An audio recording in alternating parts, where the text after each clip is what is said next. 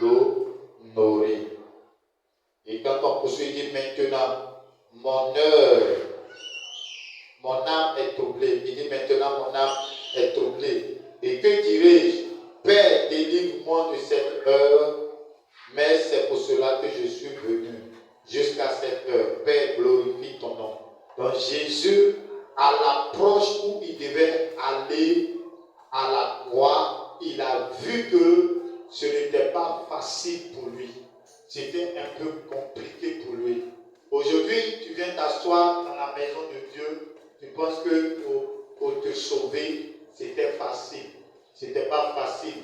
Jésus lui-même, c'était pas facile pour lui pour aller à la croix de Golgotha. Il ne faut pas penser que c'était facile. Toi, tu refuses de perdre même certaines opportunités pour obéir même à Dieu. Tu refuses de faire la volonté de Dieu. Et ça, il faut comprendre que Jésus a renoncé à lui-même, à sa propre vie, pour que toi, tu sois sauvé. Donc, c'est pourquoi toi aussi, tu dois renoncer à ta vie pour servir le Seigneur et faire sa volonté. Alléluia. La Bible dit, à un moment donné, Jésus était là et son âme était troublée en lui. Parce que quand il a commencé à réfléchir, comment il va aller, comment il va partir à la croix, quand il a commencé à réfléchir, la souffrance qu'il allait traverser, pour servir, pour payer le prix du péché, ce n'était pas facile. Mais toi, tu es dans la maison de Dieu, tu refuses de faire des petits sacrifices pour le Seigneur. Même marcher pour venir au culte, tu trouves que aujourd'hui là, je suis trop fatigué, je reste à la maison. Bien-aimé, si tu ne fais pas des sacrifices pour le Seigneur, si tu ne cherches pas à développer une relation personnelle avec le Seigneur en faisant des sacrifices, tu vas le regretter toute ta vie. Tu vas comprendre que la vie que tu penses qu'elle est là, elle n'est pas la vie que tu penses qu'elle est. Parce que la vie que tu penses que tu es en train de vivre, un bon matin, Dieu peut arracher le souffle, ton souffle de vie, et puis tu es parti. Et si tu t'en vas, as-tu servi le Seigneur comme il se doit? As-tu fait la volonté du Seigneur comme il se doit? As-tu développé une relation personnelle avec le Seigneur comme il se doit? Bien-aimé, tu dois revoir ta manière de marcher avec le Seigneur ce matin. Jésus est en train de dire que son âme était troublée. Et il dit encore, que dirais-je? Père, délivre-moi de cette heure. Donc, il se disait en lui-même, Père, est-ce que tu ne peux pas me délivrer de cette heure? Cette heure qui est arrivée où je dois affronter tous les démons de l'enfer. Alléluia. Bien-aimé, Jésus devait affronter les démons. Jésus devait affronter Satan et ses démons. Jésus devait être tourmenté. Et son âme était troublée en lui-même. Son âme était abattue. Son âme était dans la tristesse. Parce qu'il savait que la mort allait venir. Il savait qu'il allait quitter ce monde terriblement. Il savait que son corps allait être déchiré. Il savait que son corps allait être déchiqueté. Et cela n'était pas aisé d'aller payer le prix de l'humanité. Ce matin, je suis en train de t'exhorter pour te dire, le sacrifice de Jésus qu'il a fait pour nous, ce sacrifice n'était pas aisé. Donc ne pense pas que Jésus s'est levé un bon matin et puis il est parti au ciel. Non, il a souffert. Il a souffert. Et la souffrance qu'il a connue, tu ne peux pas jouer avec la souffrance qu'il a connue. C'est pourquoi si tu es sauvé, il faut que tu développes une relation personnelle avec lui. Alléluia. Tu refuses de prier. Tu refuses de chercher Dieu. Tu refuses de lire la Bible. Tu refuses même de faire la volonté de Dieu. Tu refuses. Mais quand il s'agit de toi-même, tes propres intérêts, là, tu sais que Jésus est là. Tu lui dis, Seigneur, aide-moi. Bien-aimé, si tu commences à prendre Jésus pour un acquis, un bon matin, cela va te surprendre. Alléluia. Jésus n'est pas un acquis. Ce n'est pas parce que hier, tu as prié, tu as jeûné, tu as cherché le Seigneur, qu'aujourd'hui tu ne dois plus chercher le Seigneur. Parce que tant que tu n'es pas encore quitté sur cette terre, tout peut arriver. Alléluia. Tant que nous ne sommes pas encore quittés sur cette terre, tout peut arriver. Tout peut arriver.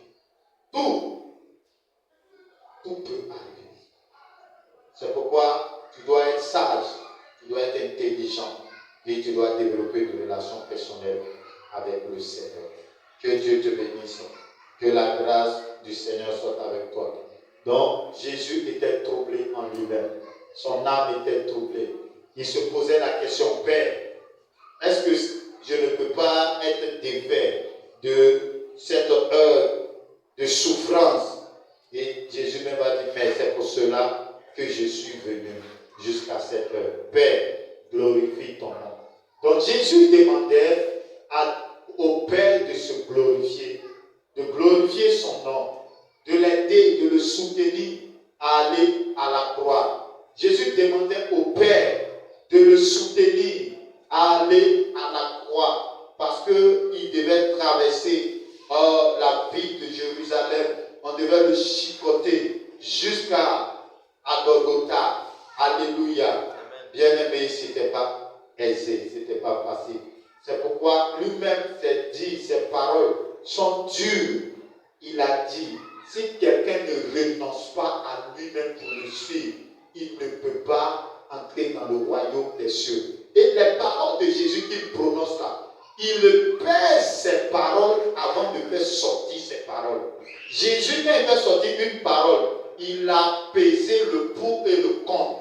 Ne pensez pas que les paroles qu'il a fait sortir sont des paroles en l'air. Ne pensez pas que les paroles que notre Seigneur a fait sortir sont des paroles que ça veut dire qu'il n'avait rien à dire. C'est pourquoi il avait sorti ses paroles. Mais en disant ces paroles, il était en train de préparer les disciples. Il était en train de préparer tous ceux qui allaient croire en lui après sa mort et sa résurrection. Pour leur dire, quand vous allez venir après moi, vous devez renoncer à vous-même. Vous devez renoncer à vos intérêts. Vous devez renoncer à votre propre vie. Si vous voulez avoir accès au royaume des cieux, si vous voulez avoir accès au paradis dont vous rêvez tant, tu dois renoncer à toi-même et tu dois me suivre et faire ma volonté. Fais ce que je te demande de faire. Bien-aimé, les paroles de Jésus sont bien pesées avant de sortir. Et les paroles de Jésus ne peuvent être comparées aux paroles des autres personnes. Parce que Jésus est Dieu. Jésus est le Seigneur des Seigneurs. Et ces paroles qu'il déclare dans le livre de Jean chapitre 12, le verset 23 au verset 36, bien aimé, ces paroles-là sont des paroles que tu dois prendre au sérieux. Parce que le Seigneur dit, c'est la parole que vous avez entendue. C'est cette parole-là qui va vous juger. Alléluia. La parole que tu entends, et puis on te demande qu'est-ce qui t'a été enseigné. Et puis quand tu arrives chez toi à la maison, ce qui t'est enseigné, au lieu de revenir dessus, pour que la parole s'enracine dans ton cœur, dans ton âme, dans ton esprit, afin que tu puisses la mettre en pratique, tu jettes tous tes cahiers, ta Bible de l'autre côté, et puis tu t'en vas faire autre chose là. C'est cette parole qu'on t'enseigne là. C'est elle qui va te juger. Alléluia. C'est pourquoi ceux qui prennent la parole de Dieu à la légère, bien aimé, le jour que tu vas comparaître devant le tribunal de Christ, ce jour-là, tu vas comprendre que les paroles qui t'ont été données n'ont pas été des paroles en l'air. Pour préparer un message pour venir donner au peuple de Dieu, ce n'est pas aisé. Parce que pendant que vous êtes en train de dormir, nous sommes en train de chercher avec le Seigneur qu'est-ce qu'on doit donner au peuple de Dieu. Quel est le besoin du peuple de Dieu? Quel est votre besoin? Et le Seigneur nous donne la parole. On vous donne la parole que le Seigneur nous a demandé de vous donner. Et cette parole-là, quand vous arrivez, vous la négligez. Et c'est cette parole parole-là qui va vous juger. Parce que la Bible déclare de la bouche de Jésus que tout va passer, mais la parole de Dieu ne passera point. Alléluia. C'est pourquoi tu dois faire attention à toi-même. Que le Seigneur te bénisse. Que la grâce du Seigneur soit avec toi. Donc Jésus, pour aller à la croix, n'était pas facile. Son âme était troublée. Son âme était dans l'angoisse. Son âme était dans la tristesse. Son âme était dans l'inquiétude. Son âme était soucieux. Jésus était, s'il pouvait même pleurer, il allait le faire.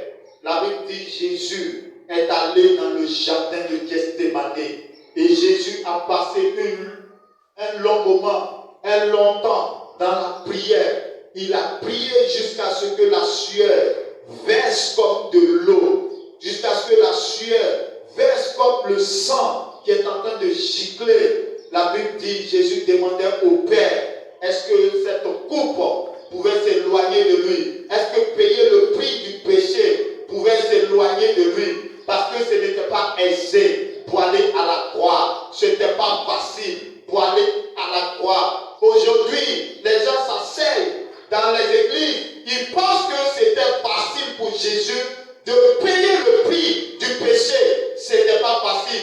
Il était dans ce jardin. Il avait besoin d'être fortifié. Il avait besoin d'être fortifié. Il avait besoin que le Père le fortifie parce que ce n'était pas facile pour lui. C'est pourquoi, quand tu viens dans la maison de Dieu, ici n'est pas un lieu d'amusement. Ici n'est pas un lieu de plaisanterie. Ici est un lieu de préparation. Un lieu où tu viens te préparer. Un lieu où tu viens écouter Dieu pour vivre, pour marcher comme Dieu désire que tu marches.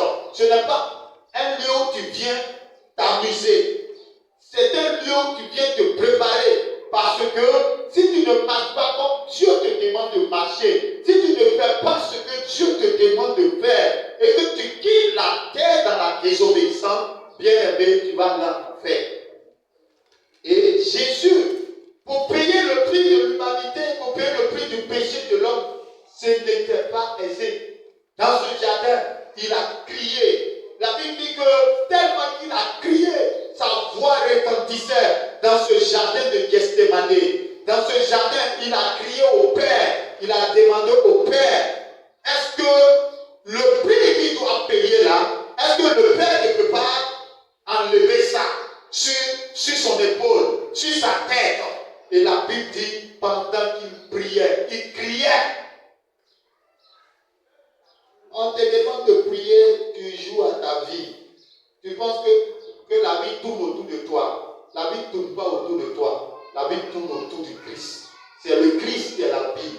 Donc c'est pourquoi tu dois chercher le Seigneur Jésus. Tu dois développer une relation avec le Seigneur. Tu dois servir le Seigneur. Il dit celui qui va le servir et qui va le suivre, cette personne-là sera là où il est. Or Jésus est dans le paradis. Donc si Jésus est dans le paradis et que tu le sais de tout ton cœur, tu seras là où il est. Si tu le sais et que tu fais ce qu'il te demande de faire, tu seras là où il sera. Alléluia. Alléluia. Amen. Alléluia. Amen. Dans ce jardin, ce n'était pas facile. Et la Bible dit, lorsqu'il a fini de prier, lorsqu'il priait, il y a un ange qui est venu le fortifier. Cet ange qui est descendu dans le but de le fortifier, il est venu lui donner la force, il est venu lui donner le courage. Bien-aimé, c'est pourquoi vous allez voir, Jésus-Christ avait été frappé, son corps a été déchiré. Si tu as une petite blessure sur la main, par exemple, tu es en train de faire quelque chose et puis tu as une petite blessure, qu'est-ce qui se passe? Tu sens la douleur. Mais regardez pour Jésus. La Bible dit qu'ils l'ont chicoté avec des pointes qui déchiraient son dos, qui déchiraient son corps. On le frappait. Même la chicote, souvent même dit, tapait dans son ventre et ça déchire. Donc imagine quelqu'un qu'on frappe et on déchire son corps. Bien-aimé, tu penses que c'était facile? il va te demander son sang. Il va te demander son corps qui a été déchiré. Il va te demander sa vie qui a été déchirée. Il va te demander son sang qui a coulé. Il va te demander ses larmes qui ont coulé. C'est pourquoi ici n'est pas un lieu d'amusement. Ici est un lieu de préparation.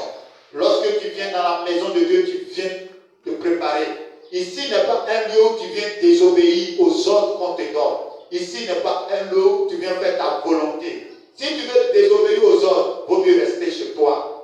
Si tu ne veux pas être sauvé, vaut mieux t'asseoir chez toi à la maison. Personne ne va aller te chercher.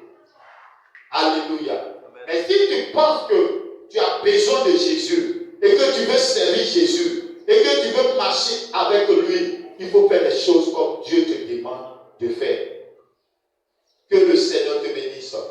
Que la grâce du Seigneur soit avec toi.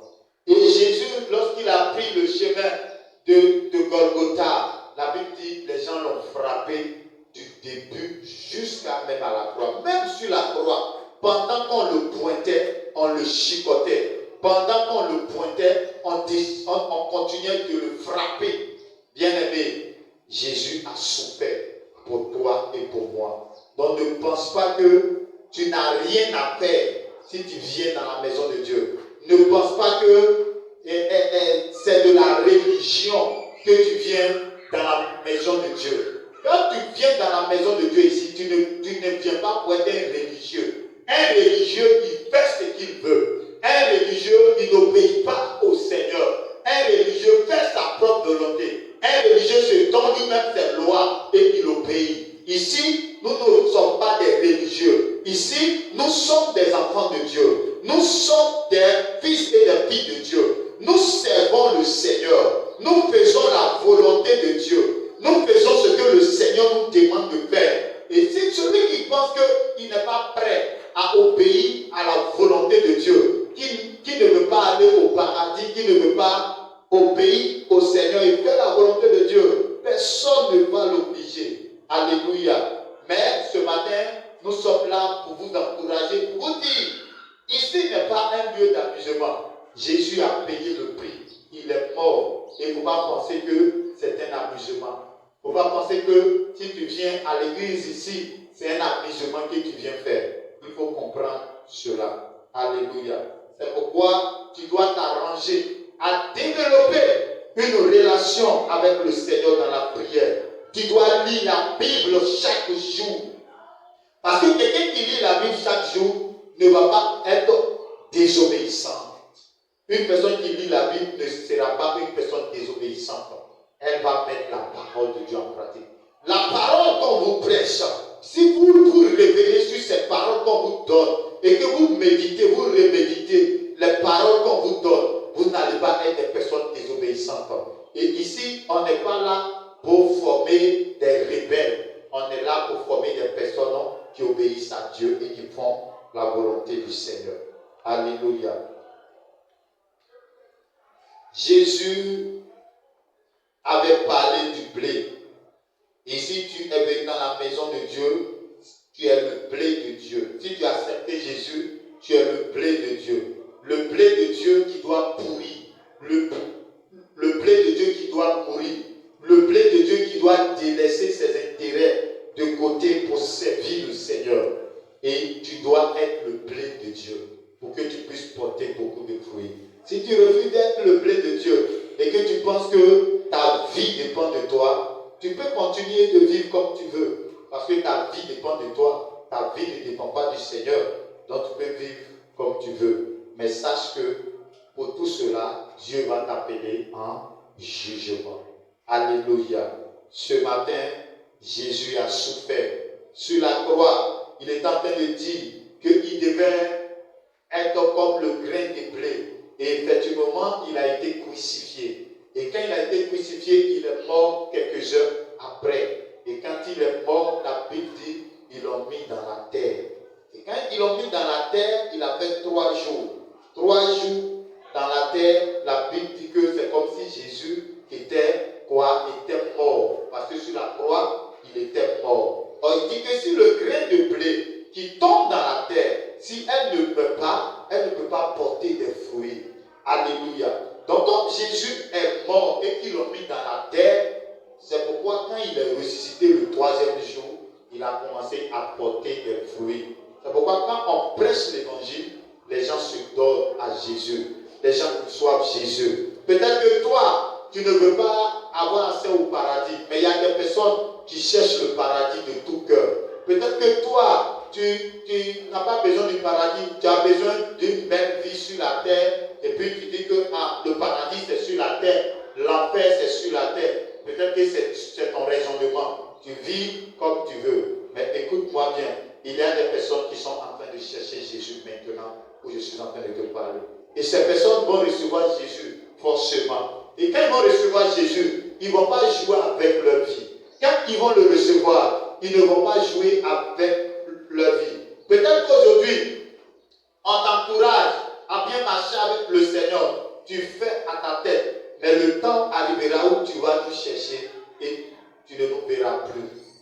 Tu vas nous chercher et tu ne nous verras plus. Ces conseils que nous sommes en train de te donner, tu vas demander ces conseils, tu ne verras plus. Parce que peut-être qu'à ce moment, le Seigneur nous enverra ailleurs pour aider d'autres personnes.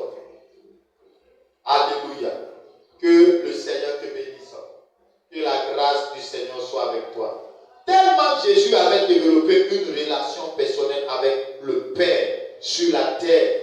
La Bible dit, pendant que Jésus était en train de dire, Père, glorifie ton nom. La Bible dit qu'une voix s'est fait entendre dans le ciel. Et quand la voix s'est fait entendre dans le ciel, la Bible dit que l'auditoire, ceux qui étaient là, ont entendu la voix depuis le ciel. Et quelqu'un disait, mais qu'un ange lui a parlé. D'autres disaient, c'est un ange qui lui a parlé. D'autres disaient, c'est Dieu qui lui a parlé. Donc, ils étaient en train de discuter. Et Jésus va leur dire, la voix que vous entendez, ce n'est pas à cause de moi. Le message que le Seigneur a donné, ce n'est pas à cause de moi, c'est à cause de toi. C'est à cause de toi que nous sommes en train de prêcher ce message. Parce que ce message-là, que le Seigneur m'a donné là, je l'ai d'abord médité à la maison. J'ai pris ce que je devais prendre dedans et je suis venu te donner le message. Donc c'est à cause de toi que ce matin je suis en train de prêcher ce message. Ce n'est pas à cause de moi. Et la Bible dit, Jésus va le dire, ce n'est pas à cause de moi que vous avez entendu cette voix, mais c'est à cause de vous-même. Pour que vous croyiez que je suis le Fils de Dieu, pour que vous croyiez que ce que je suis venu faire là, je ne suis pas venu m'amuser. Je suis venu pour que vous vous tourniez vers le Père. Alléluia. Je suis venu pour que vous croyiez en moi. Je suis venu pour que vous marchiez selon l'évangile que je vous ai donné.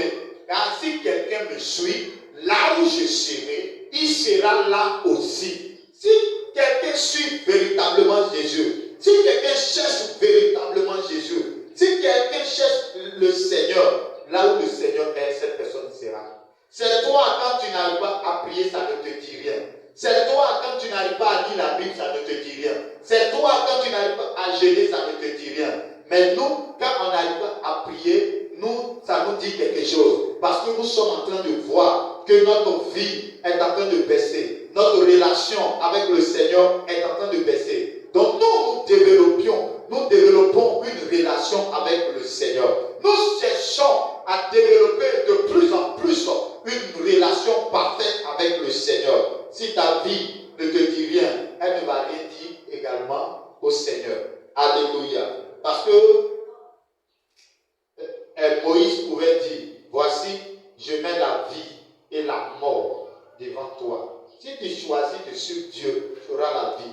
Si tu choisis de suivre toi-même ta propre voie, c'est la mort qui va t'atteindre. Ce matin, tu dois comprendre que Jésus a souffert. Il a connu la douleur. À cause de toi, il est descendu dans la terre. Il est devenu le blé. Il est mort. Il a été enterré. Mais il n'est pas resté dans la terre. Il est ressuscité le troisième jour. Et quand il est ressuscité, tous ceux qui croient en Jésus, tous ceux qui lui font confiance, tous ceux qui le craignent, tous ceux qui cherchent à faire sa volonté, il les soutiendra. Il marchera m'aimera. Alléluia. Il dit, j'aime celui qui m'aime. Alléluia. J'aime celui qui m'aime. Alléluia. Le Seigneur aime ceux qui l'aiment. Le Seigneur encourage ceux-là même qui ne sont pas encore venus à lui à venir dans la bergerie. Et ce matin, si tu étais loin de Jésus, viens au Seigneur. Que le Seigneur te bénisse. Que la grâce du Seigneur soit avec toi. Alléluia. Donc, tu dois servir le Seigneur et tu dois le suivre. Quelqu'un peut servir le Seigneur parce qu'il a dit dans le livre de Matthieu, chapitre 7, verset 21, il dit, ceux qui me disent Seigneur, Seigneur, n'entreront pas tous dans le royaume des cieux. Mais c'est ceux-là seulement qui font la volonté de mon Père. Donc, si tu ne fais pas la volonté de Dieu, tu ne peux pas entrer dans le royaume de Dieu. Si tu ne développes pas une relation personnelle pour que Dieu te donne la force pour que tu puisses faire la volonté du Père, tu ne peux pas entrer dans le ciel de Dieu. Que le Seigneur te bénisse, que la grâce du Seigneur soit avec toi, que la faveur de Dieu soit sur ta vie et que le Seigneur t'aide à développer une relation personnelle avec lui, que le Seigneur t'aide à marcher avec lui pour que tu sois là où il veut que tu sois. Alléluia. Voici ce qui est dit au verset 31. Il dit, maintenant a lieu le jugement de ce monde. Maintenant, le prince de ce monde sera jeté dehors. Et moi, quand j'aurai été élevé de la terre, j'attirerai tous les hommes à moi. En parlant ainsi, il indiquait de quelle mort il devait mourir. La foule lui répondit, nous avons appris par la loi que le Christ demeure éternellement. Comment donc dis-tu, il faut que le Fils de l'homme soit élevé? Qui est ce Fils de l'homme? Jésus leur dit, la lumière est encore pour un peu de temps au milieu de vous. Marchez pendant que vous avez la lumière, afin que les ténèbres ne vous surprennent point. Celui qui marche dans les ténèbres ne sait où il va. Pendant que vous avez la lumière, croyez en la lumière, afin que vous soyez des enfants de lumière. Jésus dit ces choses, puis il s'en alla et se cacha loin d'eux. Ce matin, j'aimerais te dire, pendant que tu entends la parole de Dieu, pendant que tu es en train d'écouter la voix de cette parole qui sort de ma bouche, la voix de Dieu qui sort de ma bouche, il faut croire en la lumière qui est Jésus. Il faut aimer Jésus. Il faut obéir à Jésus. Il faut servir Jésus. Il faut l'aimer. Il faut faire sa volonté et sa lumière va t'éclairer.